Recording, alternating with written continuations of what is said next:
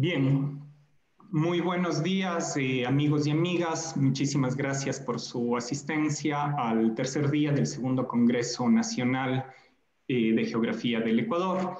En este último día tenemos un excelente programa que terminaremos a las 5 de la tarde con la clausura del Congreso. Y para los invitados especiales para el día de hoy tenemos la charla de Céline Jacquin. Céline Jacquin es geógrafa y urbanista por la Universidad de Sorbonne y la Universidad de París-Est en Francia. Ella se dedica al desarrollo de estrategias de monitoreo, a la coordinación de proyectos y a la investigación en temas territoriales, urbanos, de vivienda, movilidad, gobernanza abierta, equidad y género. Céline es actualmente asesora de la Vicepresidencia de Información Geográfica, Medio Ambiente, Ordenamiento Territorial y Urbano del Instituto Nacional de Estadística y Geografía, el INEGI, en México, y fue directora de Análisis de Datos y Sistemas de Información Geográfica de la Coordinación de Repositorios, Investigación y Prospectiva del Consejo Nacional de Ciencia y Tecnología, CONACYT, donde coordinó el esfuerzo de ciencias de datos dirigido a la toma de decisiones. Y anteriormente gerente de investigación y desarrollo aplicado en el World Resource Institute.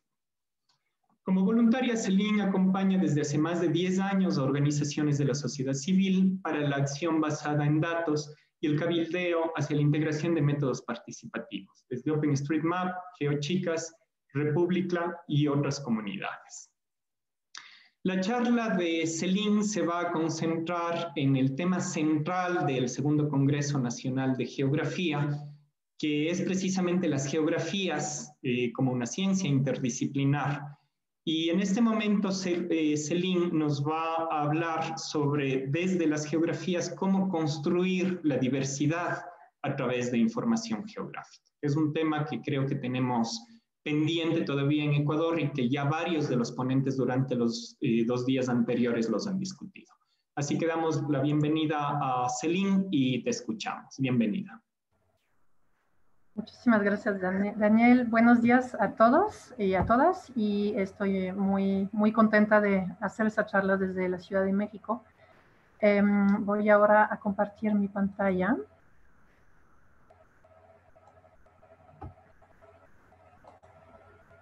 ¿Me pueden confirmar que se ve correctamente? Estamos viendo la vista del presentador.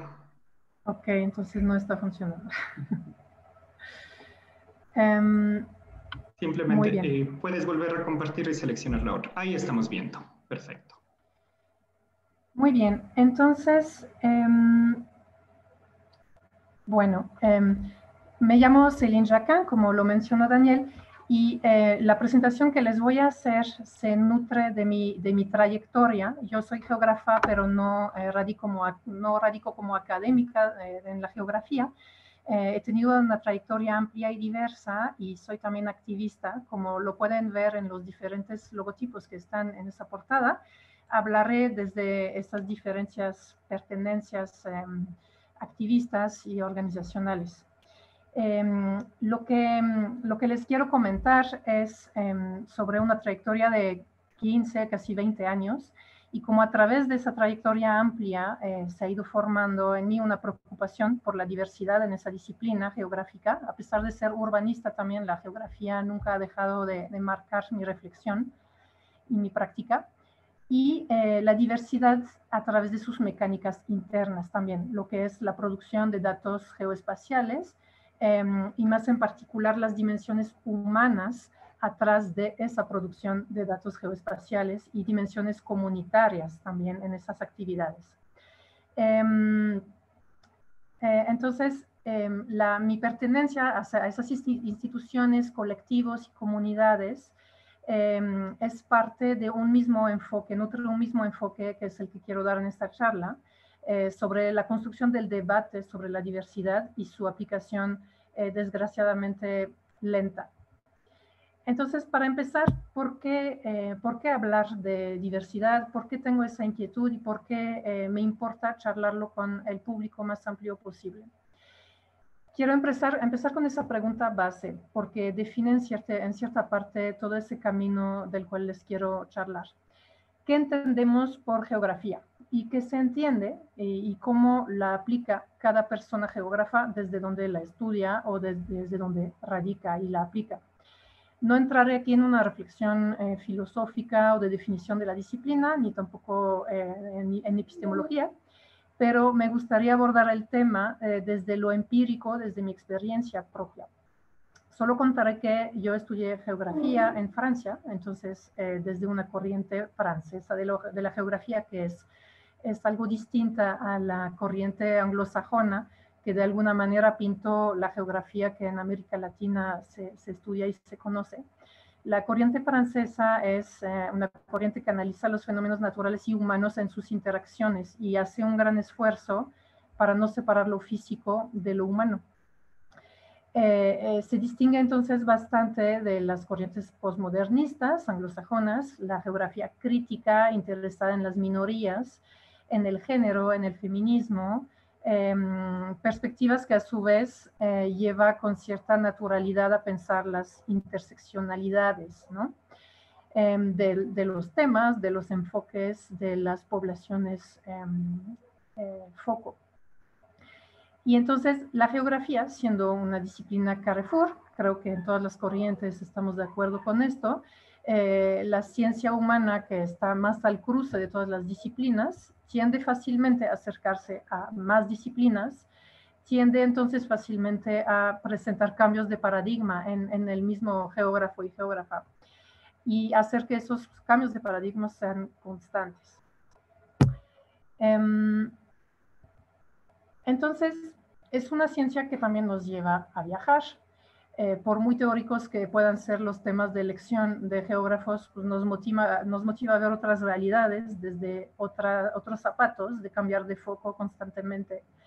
Y desde el cambio de foco y desde el cambio de lugares, se adapta uno a diferentes necesidades, las del estudio, las de las instituciones con las cuales colabora, las del camino propio que eventualmente y muy comúnmente va cambiando también. Y este relativo nomadismo que impulsa la misma disciplina y su cercanía con las otras ciencias sociales y naturales, plantea las condiciones mismas de un cambio de paradigma repetido. Al mismo, yo así viví mi trayectoria de geógrafa, entre la academia y la aplicación de la ciencia. Con cierta lógica yo me fui hacia el urbanismo.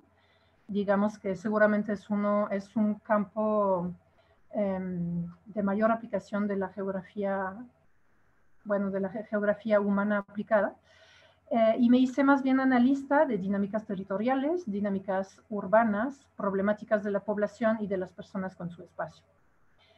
Estas problemáticas y estas poblaciones se han ido definiendo a lo largo de mi práctica como cuestiones de equidad, de procesos participativos y hacia, en particular, poblaciones vulnerables. Poco a poco me fui interesando a las mujeres en particular y a su relación con el espacio público y el espacio de tránsito. Digamos que esto es como plantearlo de lo más general a lo más particular y a través de esos años hasta el día de hoy. Y finalmente, esta temática final, las mujeres y su relación con el espacio, que además de analizar, experimentaba yo misma desde mi persona, la apliqué en un contexto cercano a la operación urbana a través de trabajar en ONGs de tipo think tank, WRI, que acompaña la creación y la implementación de políticas públicas. Y eso ha pasado a ser un tema de activismo. Entonces, desde mi expertise geográfica y de análisis de datos, mi activismo se centró en apoyar la acción ciudadana, el activismo en cuestión de datos. Entonces, proviendo datos y metodologías que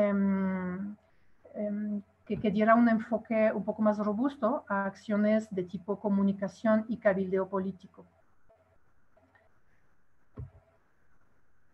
Entonces, por el lado y la necesidad de la práctica profesional, y por el otro lado, desde la necesidad de esta sociedad civil de reflejar, visibilizar las problemáticas que defendían, problemáticas de minorías, temas poco representados y pocos atendidos, entonces, por la política pública.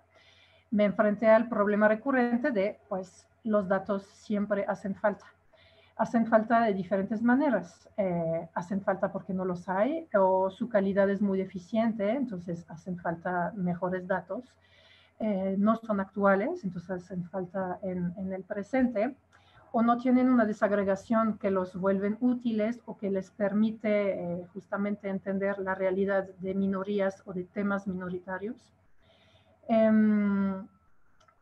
O no consideran un nivel de desagregación que permite un análisis de tipo interseccional. Entonces, el tema de desagregación es un grandísimo tema, se puede ir hacia todas las cuestiones y es interminable, ¿no? Y de hecho es un poco también sin solución porque no podemos desagregar sin fin la producción de datos porque genera un costo enorme para los gobiernos locales, ¿no?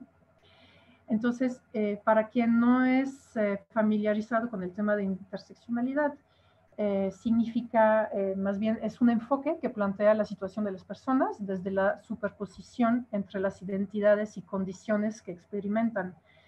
Esto incluye las diferentes etnicidades, orígenes, cultura, sexo, género, clase social, condiciones físicas, de salud, de religión, etcétera, etcétera, etcétera.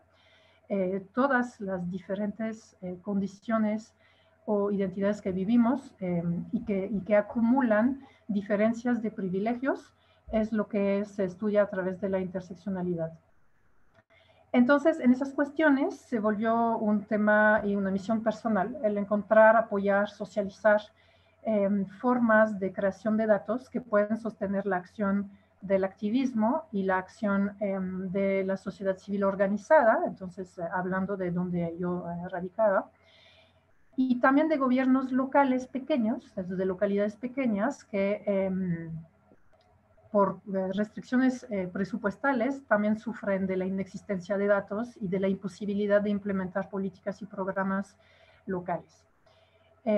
Esto lo podemos aplicar a todas las escalas geográficas, podemos hablar de pequeñas ciudades, pero de zonas y de países enteros que no cuentan con datos de lo más general a lo más esencial. Ahí listo algunos temas que entonces me fui trabajando más de cerca, la movilidad no motorizada, el tema de accesibilidad, el transporte público, las mujeres y el tránsito y la violencia de género. Voy a presentar algunos proyectos brevemente para ilustrar la evolución de mi reflexión hacia el punto al cual quiero llegar, que es cómo producimos diversidad desde el ejercicio mismo de la generación de datos, que es una base de la geografía. Entonces, en esos temas que listé justo antes, mi primer involucramiento con el activismo fue a través del proyecto República, a la izquierda.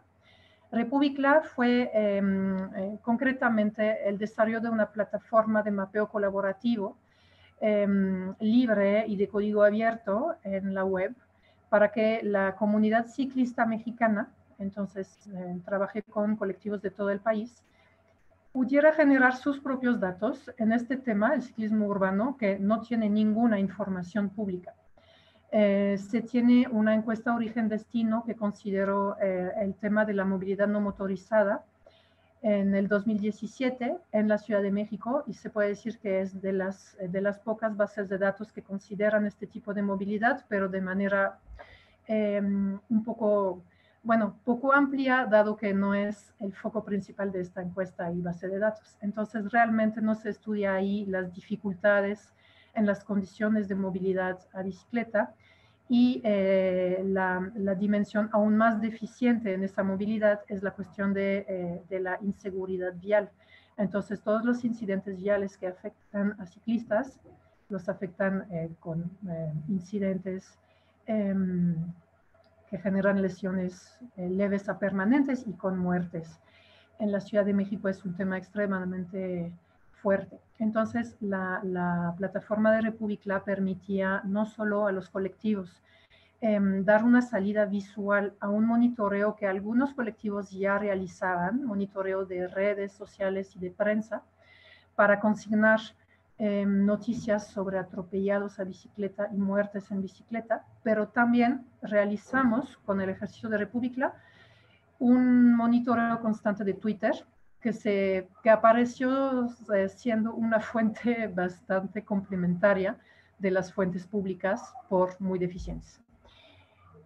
Este proyecto sigue vivo, ya tiene 6 años de existencia, trabaja ahora más en particular con algunos colectivos que se han apropiado completamente de este método para generar sus datos. Lo interesante ahí es que el activismo es muy cercano de la política pública, en el sentido de que realizan cabildeo, pero también en algún momento se vuelven funcionarios públicos. Eso sucede bastante comúnmente.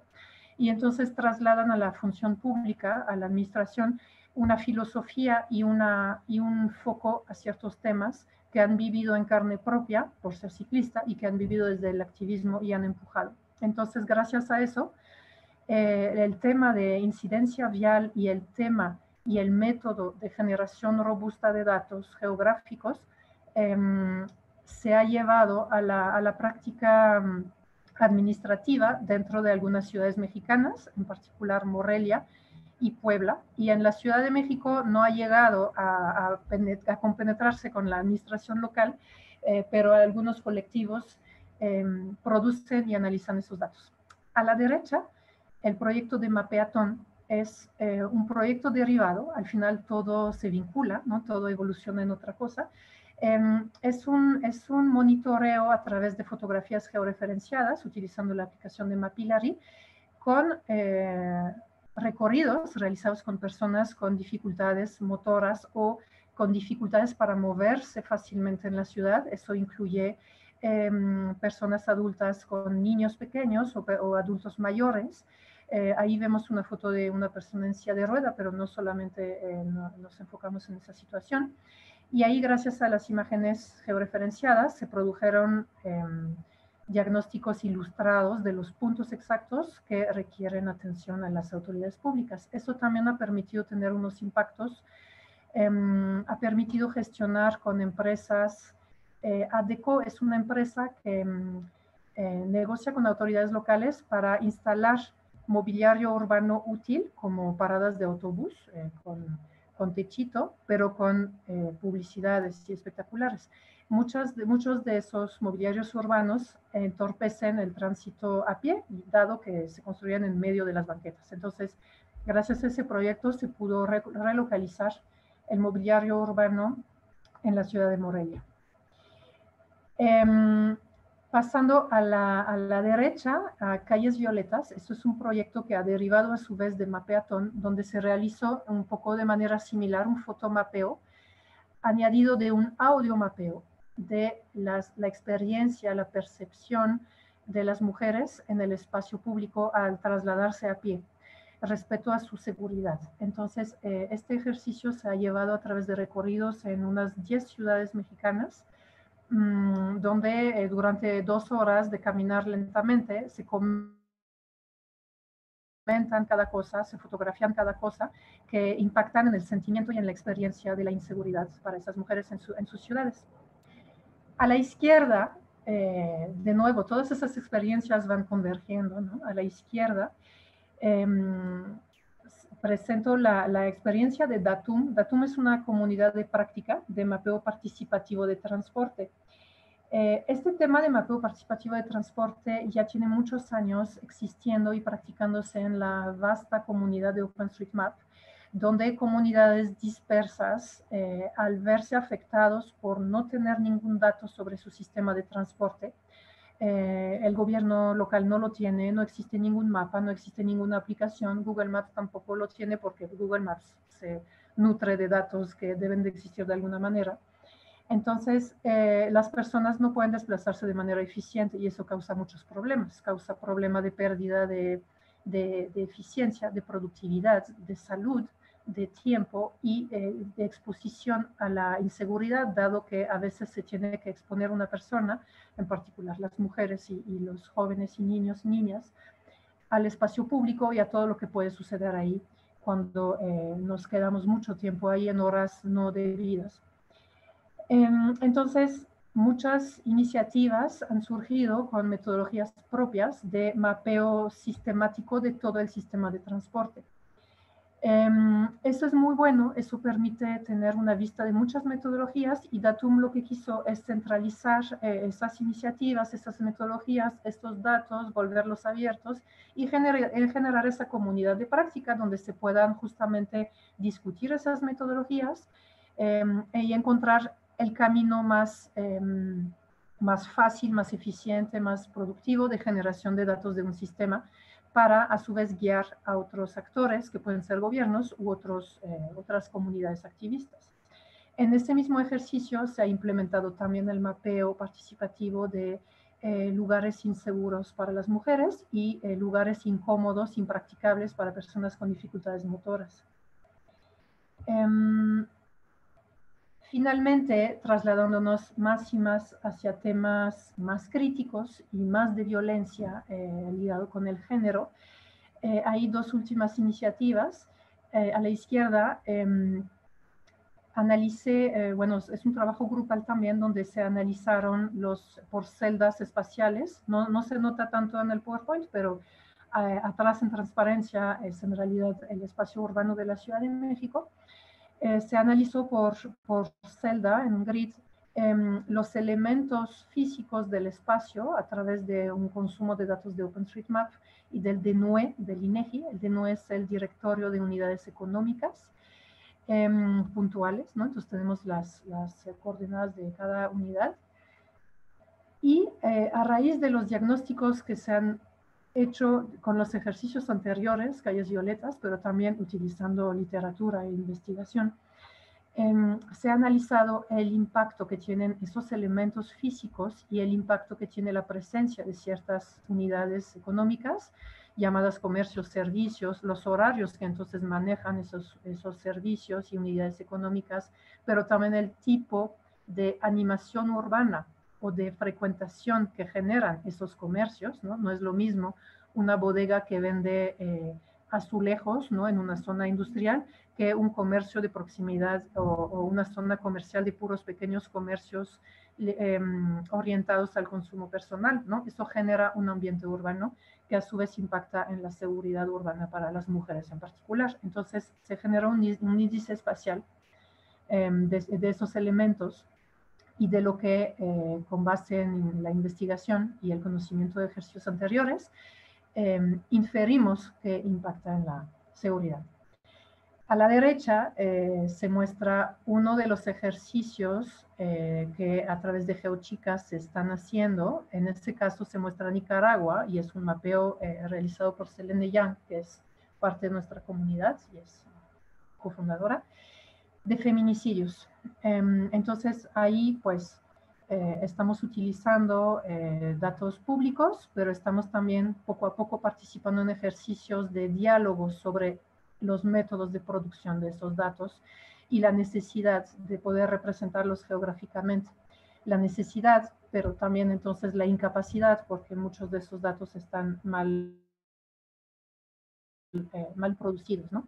El punto al cual quise llegar con estos ejemplos es que a través de producir esos ejemplos se están formando comunidades. GeoChicas, que mencioné justo antes, es una comunidad de mujeres de OpenStreetMap que creamos en 2016 en un evento regional en Sao Paulo de OpenStreetMap que se llama State of the Map, donde desde la organización de este evento nos dimos cuenta algunas mujeres que en un chat de organización de más de 100 personas éramos 3 mujeres. En algún momento nos generó preocupación y nos pareció que representaba un problema esa falta de diversidad y esa falta de participación de una minoría que éramos en la producción de eventos donde a su vez se discutían agendas de una comunidad tan grande que produce la base de datos tan grande que es la de OpenStreetMap. Y OpenStreetMap es una base de datos geográfica que es una alternativa real para muchos países a los datos oficiales geográficos, hablando de datos de cartografía base, ¿no? No voy a detallar lo que es OpenStreetMap, pero es una cartografía base del mundo entero, producida por las personas, completamente dibujada desde cero, y es un proyecto que existe desde el 2004 y hasta el día de hoy, Si entran a la página de openstreetmap.org podrán ver en todos los países del mundo el nivel de detalle que es desigual, ciertamente, pero llega a niveles impresionantes de detalle en ciertos lugares del mundo. Entonces, pero como sucede en muchos campos ligados a datos, a ciencias duras, es una comunidad dominada por hombres ampliamente. Entonces decidimos formar esa comunidad con la agenda general de primero ser una red de mujeres, poder comunicarnos con mujeres en el continente, en América Latina inicialmente, luego se extendió a ser una comunidad de habla hispana, entonces integramos a muchas mujeres de España y a través de los eventos, muchos eventos en los cuales participamos, se extendió y ahora en realidad estamos presentes en muchos países del mundo y tenemos un canal en inglés. La agenda entonces fue formar una red, fue formar un espacio seguro de capacitación de mujeres, de formación de nuestras reflexiones, de poder dialogar nuestras reflexiones sobre la geografía, sobre los datos geoespaciales, sobre el género en los datos geoespaciales, sobre el género en la profesión, en las profesiones, e impulsar liderazgos de nosotras en nuestras diferentes comunidades y liderazgos en la comunidad global de estas profesiones, es decir, a través de impulsar nuestra participación en eventos, eventos locales, nacionales e internacionales del giro, y ser más y más partícipes y tener reflexiones más y más elaboradas, ¿no? A la derecha es solo un ejemplo, tenemos muchos proyectos, pero es un ejemplo del mapeo organizado entre varias personas de la comunidad de las performances de Un violador en tu camino, que desde el año, ya tiene 2 años, ¿no? Se generó en Chile y se replicaron en muchísimos lados del mundo. Ahí no está el mapa entero porque no cabía, pero hasta Japón tenemos performance. Entonces, eso es un mapa extremadamente sencillo, pero que representa un esfuerzo colectivo y que representa también la capacidad de capacitación horizontal que representa GeoChicas, dado que la autora de este mapa, Isaura, es una persona que en algún momento se unió a la comunidad y no sabía realizar ningún tipo de mapa, no es geógrafa, es psicóloga, es feminista y quería proveer a sus movimientos feministas mapas básicos que visibilizara las manifestaciones y los movimientos, pero no lo sabía hacer, entonces fue capacitada y de manera participativa se realizó este mapa, al cual en realidad pues muchísimas personas provieron datos, en redes se formó todo un movimiento durante casi un año donde las personas nos indicaban las coordenadas de la localización de los performances en sus ciudades y varias personas, incluyéndome, mapeaban los puntos. Entonces, a través de esos ejercicios se generan muchísimos procesos y muchísimas reflexiones, ¿no? Este otro ejemplo, que en realidad es el ejemplo más emblemático del trabajo de GeoChicas, emblemático porque se difundió bastante, tuvo bastante éxito en el sentido de que interesó a mucha gente, entonces participamos en muchas entrevistas, está bastante documentado en las redes, pero también atrajo a muchas personas que quisieron hacerlo, quisieron participar en la realización de este proyecto. Este proyecto nació por compañeras españolas que quisieron representar la desigualdad en el nombre de las calles en cuanto al género de los nombres de los personajes en las calles. Entonces lo que hace ese proyecto es un script que consume los datos de OpenStreetMap, los nombres de vialidades urbanas. Se realiza luego un ejercicio más manual de clasificación del género de los nombres de personajes y se representa de esta manera en un código que está abierto en GitHub. En amarillo los nombres de mujeres y en azul verde los nombres de hombres. Y además se hace una consulta automática de Wikipedia para saber qué nombres de mujeres tienen un artículo en esta enciclopedia, que es la más consultada en el mundo. Esto para evidenciar la invisibilización de los personajes femeninos de la historia, de la política, de la cultura, ¿no?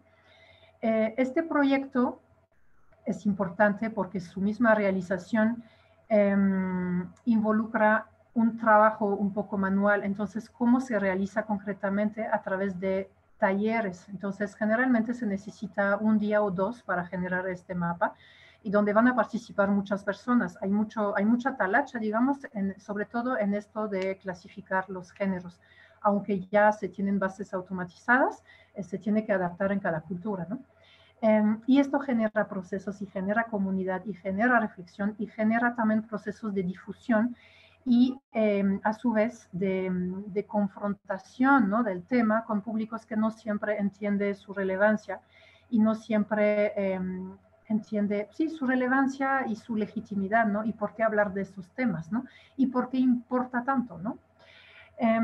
Entonces, esto ha permitido también crecer como colectivo, la comunidad de Geochicas, porque como mencioné, a través de querer participar en ese proyecto se sumaron personas al colectivo que no eran parte de, ¿no? Nos permitió también relacionarnos más entre nosotras mismas, generar capacidades, ¿no? Trabajar con scripts, pues significa un poco adentrarse al mundo del código, al mundo de la fábrica de los datos geográficos, de la visualización de los mismos. La convivencia que eso nos permitió con personas de otros continentes, otros países de América, de Europa, nos permitió conocer otros lados, desarrollar más nuestra experiencia de la alteridad, simplemente hablando de cosas tan concretas como adecuarnos a usos horarios, ¿no?, para sesiones de trabajo. También permitió ser invitadas a muchos lugares a presentar el trabajo, ¿no? Eso permitió a muchas mujeres que no suelen ser parte de sus ejercicios públicos, de tomar la palabra, de presentar, a hacerlo. Entonces, a exponer en eventos y en esos eventos a también ser voceras de una comunidad que es Geochicas. Entonces, eso va más allá de presentar solo el ejercicio, ¿no? Y de presentar y de hablar de una filosofía y de la filosofía feminista en la geografía y en el mundo profesional de lo geoespacial. En mundos dominados por hombres. Entonces, esa dificultad de cómo hablar del tema en comunidades donde la mirada de hombres difícilmente ven esos temas como relevantes, en sí es una experiencia muy fuerte.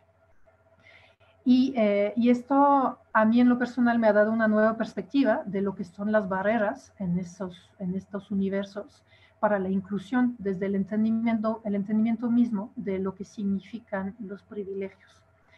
Entonces, de la evidencia numérica que muestra la poca participación de las mujeres en esas comunidades, la comunidad que fue portada por sus proyectos, como esos que acabo de presentar, se vuelve un laboratorio de observación de distintos mecanismos de inequidad de género, incluyendo también la inequidad hacia los transgéneros, pero también inequidad de geografía, de orígenes, geografía y política, económica, de edades, de condiciones familiares, de dominios del inglés, que es un punto bastante importante, ¿no? Suena como muy obvio y muy natural que todos tuviéramos que manejar muy bien el idioma inglés para ser parte de actividades de alto nivel y de tipo internacional, pero eso lo tendríamos que cuestionar. Desigualdades también desde la carga familiar observable en todas las edades para las mujeres en particular. A partir de estas observaciones, en Geochicas nos empezamos a dirigir a proyectos que ya no solo era generar, visibilizar datos sobre realidades que afectan a las mujeres o que evidencian inequidades, pero también a llevar una reflexión de fondo sobre el método de creación de los datos y cómo ese nivel aún más fundamental afecta a la realidad, dado que los usos sociales y políticos de los mapas resultantes de eso, pues tienen un impacto en la realidad, ¿no?, en la construcción de nuestras ciudades, en la gestión de nuestros territorios. Entonces, los datos de OpenStreetMap, como cualquier dato geográfico, se compone de elementos vectoriales y de atributos, ¿no? Los atributos en OpenStreetMap se llaman las etiquetas, y esas etiquetas sirven para calificar los elementos físicos. La definición de cómo se forma y cómo es una etiqueta, qué lenguaje se usa y qué definición, ¿no?, se utiliza para cada objeto, tiene un proceso interesante. Se hace de manera colaborativa, más bien se hace de manera libre inicialmente, cada persona etiqueta como quiere. Una vez que un objeto es bastante utilizado, ya se vuelve un proceso colaborativo donde se discute, y una vez que se acuerda sobre la mejor manera de designar un objeto, se vuelve una norma tácita, nunca una norma obligatoria, pero una norma tácita. Es decir, que la definición de los objetos se hace de manera colegiada, pero con quien participa en estas discusiones colegiadas, que en una comunidad dominada por hombres, pues son hombres. Entonces, Celine, nos quedan 5 minutos. Sí, muy bien. Entonces, desde GeoChicas se empezó un trabajo de reflexión sobre cómo etiquetar esos objetos para que sean más representativos de una sociedad, sino una comunidad donde participan muy pocas mujeres, pero una sociedad donde las mujeres son la mitad de la población, dado que entonces esos datos son utilizados para la planeación de nuestros espacios y de nuestra sociedad, ¿no? Se inició un trabajo de reflexión y de propuestas nuevas para modos de etiquetajes que permitan visibilizar elementos en el mapa, equipamientos, servicios que las mujeres necesitan ver en un mapa, ¿no? Entonces, gracias a ese ejercicio, que en realidad es un proceso muy lento y muy largo, se pudieron generar muchas discusiones internas en OpenStreetMap. Discusiones que ya existían en núcleos aislados en muchos lados del mundo, pero que no tenían convergencia, ¿no? Entonces, junto con el esfuerzo de otras personas, no únicamente de GeoChicas, se realizaron mecanismos para que se pudiera concentrar y formar grupos ya formales de reflexión sobre el tema de diversidad, de inclusión, hasta el momento de hoy, donde recientemente se tiene un grupo de trabajo llamado Diversity and Inclusion Special Committee, que va a trabajar específicamente este tema. Entonces, estos esfuerzos finalmente permiten hacer converger, ¿no? También ha permitido esto desembocar en que GeoChicas o personas que son parte de esos esfuerzos se vuelvan puntos visibles hacia otras comunidades para también replicar esos esfuerzos y esas reflexiones en otras comunidades. Finalmente, es mi última slide. El tema de diversidad es un tema que se comprende poco a poco. Hablo en persona propia, pero hablo también para todas las personas. Se comprende lentamente, poco a poco, más y más cada día, y la experiencia se vuelve una caída en un túnel sin fondo, es decir, que más lo entendemos, menos lo entendemos, ¿no? Entonces la experiencia es de tal modo que más se participa en grupos formados alrededor de esa reflexión, grupos formados para tratar esas cuestiones y resolverlas, más se perciben problemas en esos mismos grupos, ¿no? Y las dificultades en las comunidades dedicadas a resolverlas. Entonces, la cuestión en realidad se podría resumir a la de percibir, entender los privilegios que todas y todos tenemos. Tenemos privilegios distintos, tenemos privilegios variables en función de otras personas, de otras situaciones, y todos son relativos, y la toma de conciencia sobre todos nuestros privilegios es difícil y es dolorosa, es decir, que hay como resistencias internas por parte de todas las personas para reconocerlos. Entonces es extremadamente difícil para hablar de ello y más analizarlo, ¿no? Presento muy brevemente diferentes iniciativas que están ahí representadas a través de esas imágenes. Por parte del INEGI, entre otras tareas, participo en grupos de trabajo internacionales y un grupo recientemente formado de Diversity and Inclusion del grupo GEO, que es Group on Earth Observation. No voy a explicar demasiado lo que es ahí, pero este grupo de apenas unos meses busca analizar, monitorear la falta de diversidad en este grupo, que es una asociación de gobiernos y organizaciones, y hacer recomendaciones para una mayor participación de mujeres, pero también de diferentes géneros, de diferentes generaciones y de diferentes orígenes geográficos. El estatus en ese momento es que hay una muy baja participación en este grupo mismo, esencialmente de mujeres, porque es común que el tema de género y diversidad no interese mucho a los hombres, ¿no? El tema de Sustainable Development Goals de la Agenda 2030 de la ONU tiene un eje transversal muy importante en todos sus goals de diversidad. Esta diversidad busca medirse a través de recomendaciones técnicas que abonan a la desagregación máxima de los datos estadísticos para poder observar, ¿no? Y esto es un dilema, dado que, como lo mencioné antes, la desagregación pues representa una cuestión presupuestal muy fuerte, que entonces pues genera una misma desigualdad geográfica, dado que muchos países no pueden dedicar presupuestos a la producción de estadísticas. Entonces, ahí es donde entra el interés de los datos participativos, pero que también se generan bajo lógicas desiguales, dado que la participación es el resultado de ciertos privilegios también. Si podemos participar en voluntariados es que tenemos tiempo, entonces tenemos dinero que nos permite no trabajar todo el tiempo para producir dinero. Al final es una condición más de personas acomodadas poder ser voluntariado, ¿no? También hacen el presupuesto de tener los medios para participar y la libertad de hacerlo, lo cual no es una realidad en el mundo entero. OpenStreetMap y distintas iniciativas ligadas, como ya lo presenté antes, que pueden ser muy desvinculadas de las reflexiones y debates globales. Entonces, en OpenStreetMap hay un eterno dilema sobre desarrollar la comunidad, ¿no? Atraer siempre nuevas personas, dado que pues, OpenStreetMap se basa en la construcción del mapa por las personas. Pero hacer crecer la comunidad significa invitar constantemente personas nuevas, capacitar nuevas personas, que a su vez el dilema es que las nuevas personas representan un riesgo, dado que la consolidación de la base de datos significa hacerlo bien, tener cierto nivel de expertise, y por naturaleza una persona inexperta no tiene expertise. Entonces, ahí se representa otro tipo de discriminación basado en el nivel de expertise. Y el nivel de expertise se asume que se vincula con el género masculino, la edad y el origen más europeo y norteamericano.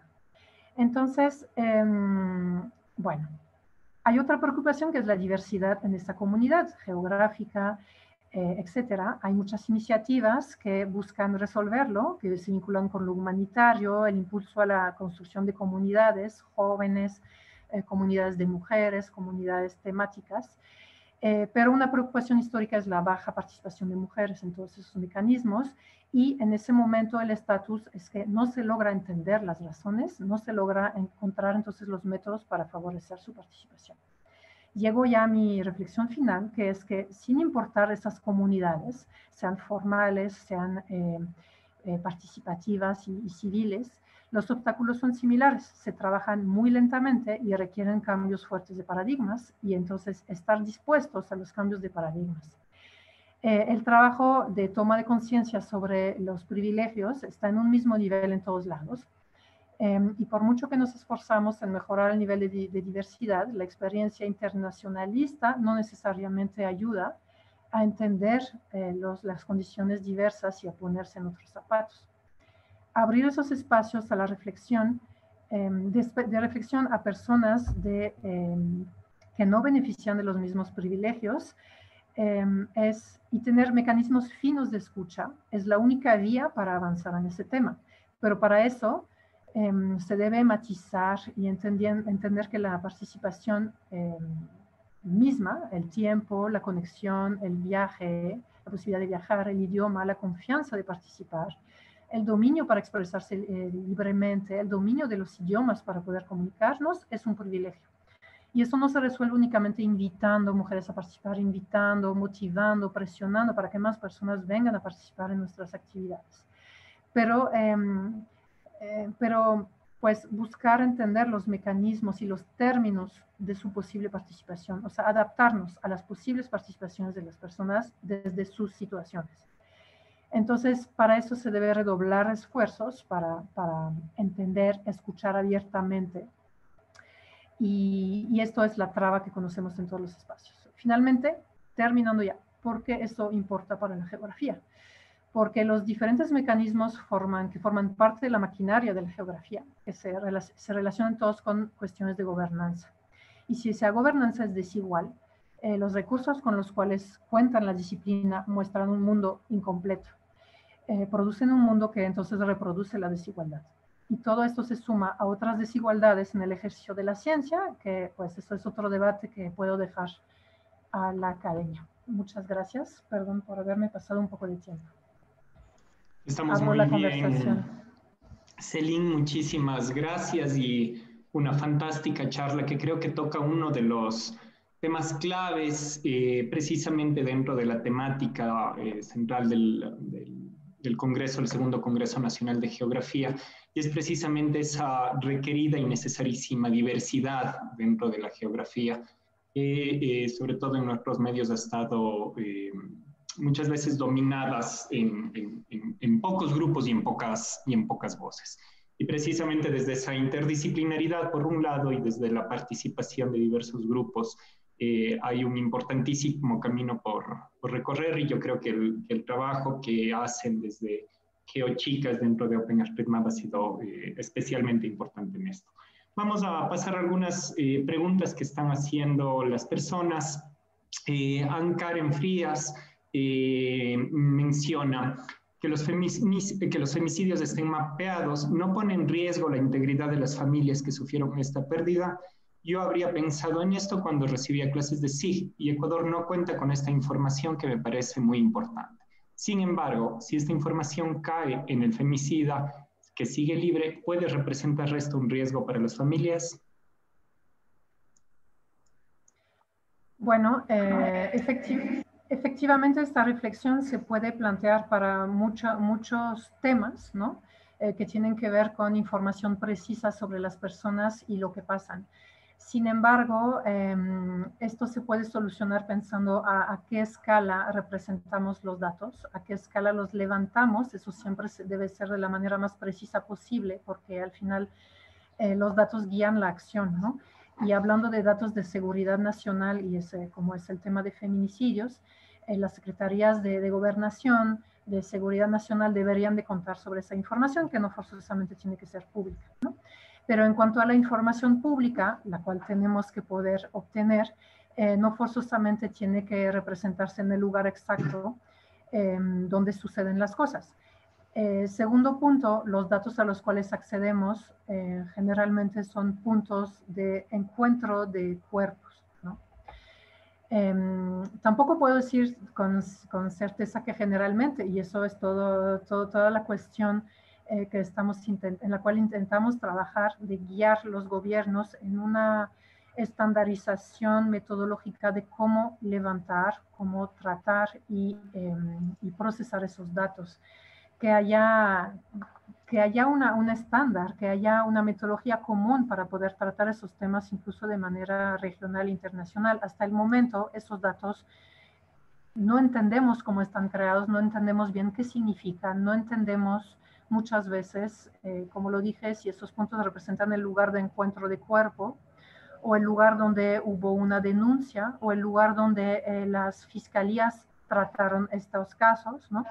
Muchas veces no lo sabemos, entonces es un trabajo de análisis de datos más bien de tipo, bueno, con un objetivo de sensibilizar a la cuestión, sensibilizar sobre la necesidad de trabajar la información, más que una representación exacta de dónde sucede y mucho menos de dónde viven las personas que fueron víctimas, ¿no? Yo creo que tu preocupación era más bien dónde viven, ¿no? Las familias que sufrieron una pérdida. Perfecto, muchas gracias. Las dos siguientes preguntas son un poco más puntuales antes de ir a las finales. La una es cómo podemos asociarnos a GeoChicas y participar en la comunidad. Y la segunda, si es que es posible acceder a las metodologías aplicadas que han estado utilizando para promover este tipo de mapeos y análisis en la comunidad. Muy bien. Unirse a GeoChicas es extremadamente fácil. Aprovecho para explicar cuál es la filosofía de integración de la comunidad. Es una comunidad que se orienta a integrar personas que no forzosamente son expertas, a personas de todas las edades, a personas que se pueden calificar como simples amateurs o amigas del tema, de la geografía, de los datos geoespaciales, aprendices, o expertas completas, ¿no? Tenemos investigadoras y profesionales de alto nivel. Entonces, basta integrar un chat, que es un chat de Telegram, y ahí estar. Hemos querido que esta comunidad no sea demasiado estructurada, es decir, no tenemos un canal de comunicación demasiado organizado, justamente para que fluyan las ideas, fluyan los debates, los temas de plática, y que se puedan unir personas a cualquier tema, que pueda suceder la serendipia ahí, ¿no? Que podamos enterarnos de cualquier cosa. voy a pegar, justo después de la charla, para no ocupar tiempo, voy a buscar la liga de integración, de invitación al chat de Telegram, el español y el inglés, y ahí se podrán unir. Y las metodologías de los proyectos están un poco dispersas porque como todo activismo sufrimos de falta de tiempo enfermiza y entonces la documentación es siempre lo que sufre de ello, pero hay una diversidad de blogs que intentan explicar las metodologías. De los proyectos personales que yo cité hay blogs, entonces los puedo comunicar también aquí, y el sitio web de GeoChicas donde se tienen documentadas varias cosas, incluyendo el trabajo de calles de las mujeres. Perfecto, muchas gracias. Recordamos también a los asistentes que información adicional lo pondremos en la página web del Congreso y aquí podríamos incluir también estos enlaces. Hay unas últimas dos preguntas que están relacionadas y es que precisamente en estos proyectos, sobre todo de mapeo participativo, suele tener un énfasis muy fuerte en la parte tecnológica. Qué herramientas utilizar, qué métodos, qué dispositivos, etcétera. Pero lo que se ha visto es que la parte más importante es la comunidad y no la tecnología. La tecnología parecería estar ya resuelta en gran medida, a pesar de que hayan diferencias en el acceso y obviamente sesgos allí en diferentes grupos, pero definitivamente la debilidad de muchas de estas iniciativas han sido la construcción de comunidad, promover la participación, lograr una participación sostenida, pues precisamente al estar basada en el voluntariado. ¿Qué recomendaciones podrías dar al respecto? Algo interesante que sucedió es que al inicio de esta pandemia, las coordinadoras de GeoChicas nos pusimos a pensar maravilloso, bueno, entre comillas, vamos a estar todas encerradas en casa, vamos a tener mucho tiempo disponible para hacer muchas cosas con GeoChicas, vamos a poder tener las actividades que siempre posponemos, como, pues, por ejemplo, reunirnos, charlar de temas esenciales sobre nuestra comunidad y otras comunidades, impulsar más los proyectos e impulsar nuevos proyectos. Y como pues todos ustedes habrán vivido, pues fue todo lo contrario, ¿no? Realmente nos fuimos invadidos por nuestro trabajo, por nuestras dificultades familiares. Y entonces en GeoChicas en realidad ha bajado muchísima la capacidad de esfuerzo voluntario y comunitario, ¿no? Y eso ha sucedido en todas las comunidades. Y eso nos ha ayudado a entender que en realidad, bueno, primero nos ha frustrado, nos ha decepcionado.